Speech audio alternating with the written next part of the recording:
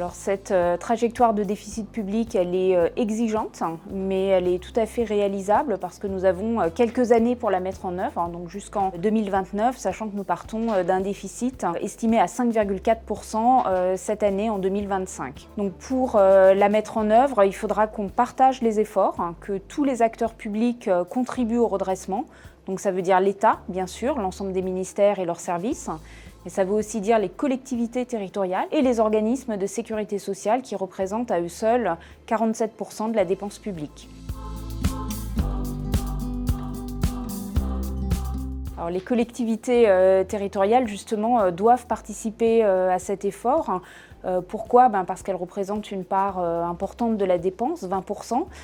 Mais aussi parce que ce sont les premiers investisseurs en France. Elles ont donc un rôle très important à jouer, notamment dans le financement de la transition écologique. Et donc il est important qu'elles maîtrisent leurs dépenses pour pouvoir trouver les marges de manœuvre justement pour financer ces investissements qui vont être très importants dans les années à venir. Pour cela, l'État conduit un dialogue étroit avec les collectivités territoriales pour bien poser les enjeux et partager les trajectoires de finances publiques.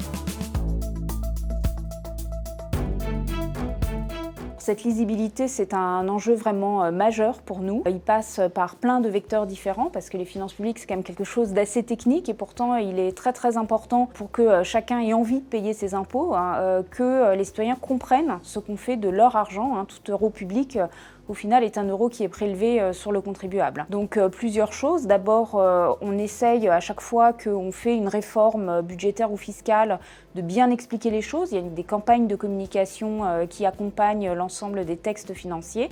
On publie aussi beaucoup de documents explicatifs sur le projet de budget qui est transmis au Parlement, mais qu'on essaye aussi de rendre vivant avec un certain nombre d'illustrations graphiques, par exemple, pour pouvoir le rendre lisible pour les citoyens. Par ailleurs, là, plus récemment, nous essayons de faire davantage de pédagogie. Alors, ça passe par exemple par des sites internet. Quand vous faites votre déclaration d'impôt, vous pouvez cliquer sur un site qui s'appelle « À quoi servent mes impôts ?», qui explique très concrètement aux gens quelles sont les principales destinations de la dépense en France. Le gouvernement a présenté en mars un plan d'action qui vise à bien expliquer la manière dont nous produisons les prévisions de finances publiques en recettes et en dépenses, qui vise aussi à ce qu'elles soient davantage discutées avec des acteurs économiques, des spécialistes de finances publiques et qu'elles puissent aussi être discutées, contestées par des acteurs pour que le débat public puisse ensuite s'engager.